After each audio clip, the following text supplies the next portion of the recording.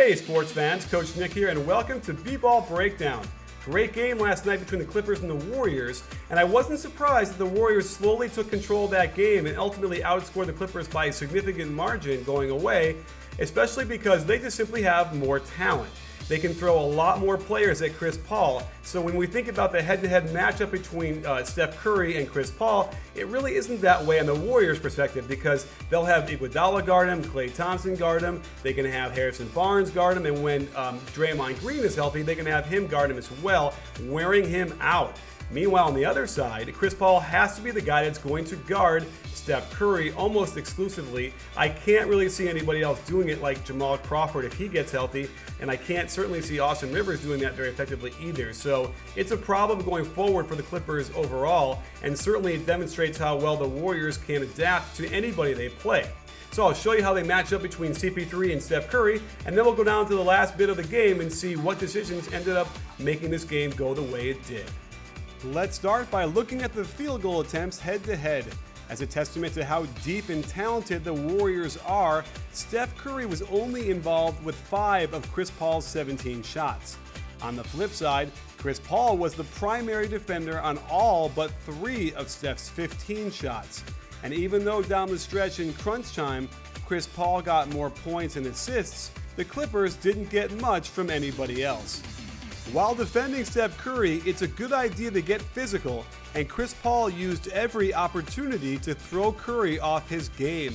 Steph didn't shy away from the contact either and provided excellent pressure on Chris Paul all night long. Steph was locked in on Chris Paul all night and fought through down screens to contest jumpers and not let Chris Paul get a clean look. However, these were the only 2 misses that Curry was involved in. On Chris Paul's makes, we see one of the only times when Steph didn't give one last ounce of effort to contest this shot off an offensive rebound, and CP3 takes advantage.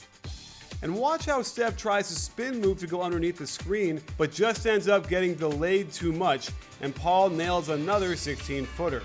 And Curry clearly wants to ice this pick and roll by forcing CP3 to the left, where the help is. This killer left to right crossover gets him into the lane, Curry on his hip, and the off-footed layup throws off the defense's timing and gets Chris Paul an and one. On the flip side, Paul was directly involved in 5 of Curry's 7 misses. Watch how he grabs his jersey, holds his arm, then snaps his hand up to hit Curry on the elbow, but just for an instant, and the next motion is to hold his arms up in front of his chest to say, "I didn't do it," when we all know he did. On this play, Paul is already getting handsy with Steph. He's grabbing on his waist hard, pulls the jersey till it snaps, but then falls asleep as Curry expertly cuts off the low post for the wide open shot that CP3 gets lucky on. Looking at the makes, you simply cannot fall asleep for 1 second while guarding Steph Curry, or else he'll find the open area and his teammates are always looking for him. By now, we've all seen this crazy move that made Chris Paul into a breakdancer, and this was the kind of demoralizing shot that got the Clippers fans cheering for Steph Curry.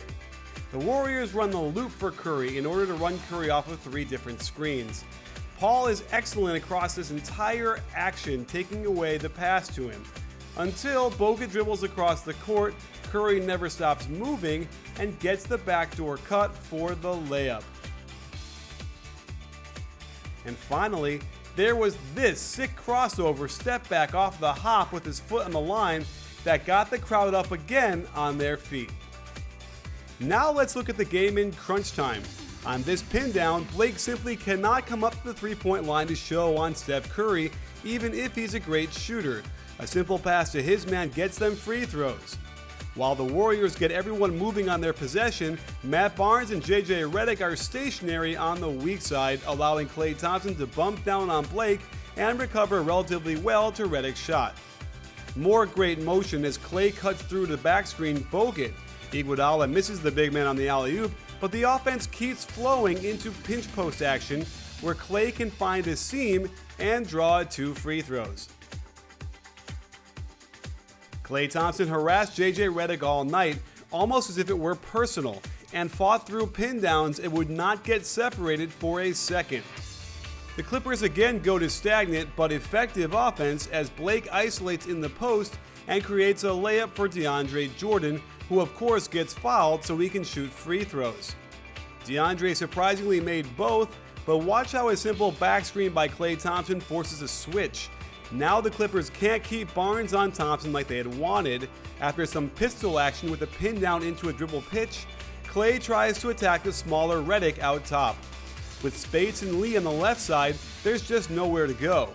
When Matt Barnes inexplicably half doubles, it gets him so out of position that Iguodala gets a wide open three-point attempt.